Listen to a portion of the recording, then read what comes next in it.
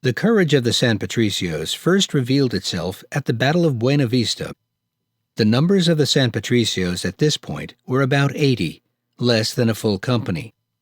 Riley, who would later be promoted to captain, then major and company commander, was a lieutenant under the command of Moreno, who was a captain and brevet lieutenant colonel. If this group was not considered trustworthy, one would expect that Santa Anna would have kept them in front of his troops.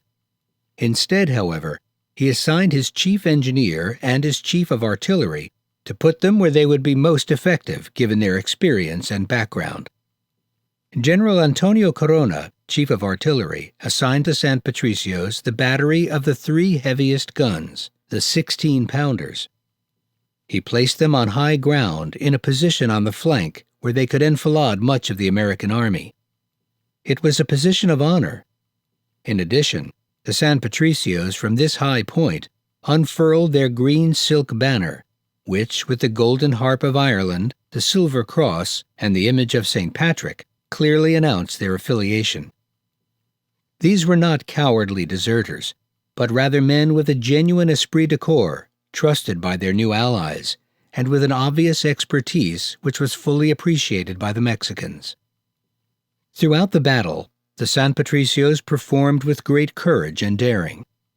Though they were to lose 1/3 of their men in the battle which followed, they were relentless in their bombardment, and several times came out from behind their guns in attempts to capture American cannon and flags. On at least one of these occasions they were successful, and this fact was noted in all battlefield accounts, both Mexican and American.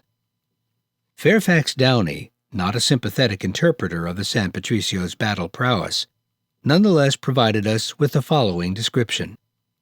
From the high ground the guns of the San Patricios opened, and battle flamed across the plateau. Lieutenant John Paul Jones O'Brien of Captain John M. Washington's Light Battery D, 4th Artillery, kept his bulldogs, as he called his guns, barking. They hurled round shot, then shifted to grape and canister to blast back charges by the Mexican lancers. Riley's expert gunners then retaliated by cutting up a squadron of the 1st Dragoons. The advantage of position and weight lay with the Mexican guns, and the San Patricios, inflicting bloody losses on their former comrades, beat back the blue waves and concentrated on O'Brien. Most of his crews down around the smoking pieces, his horses killed, he stood and fought it out unsupported. His bulldogs hung on until advancing enemy drove back the survivors of the battery and captured its 2 guns not disabled. Thus, while not giving the San Patricios too much credit, he did manage to acknowledge Riley's expert gunners and the fact that they were responsible for the ultimate wresting of 2 cannon from the enemy. This was the first battle, it should be noted, in which American artillery had been lost to the enemy.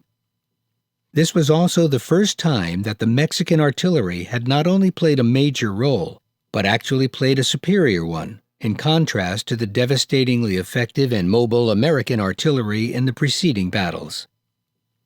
From the evidence, an objective observer could easily surmise that the San Patricios were experienced veteran combat forces, with expertise in the handling of cannon and the will and intelligence to act on their own responsibility. In addition, it is apparent that they were trusted and depended upon to hold the flank position. Finally, their actions under fire showed cohesiveness as a unit and esprit de corps, as well as determination and courage. These facts seem difficult to explain if, according to American accounts, the San Patricios were composed of deserters, none of whom had a higher rank than private, and most of whom were misfits.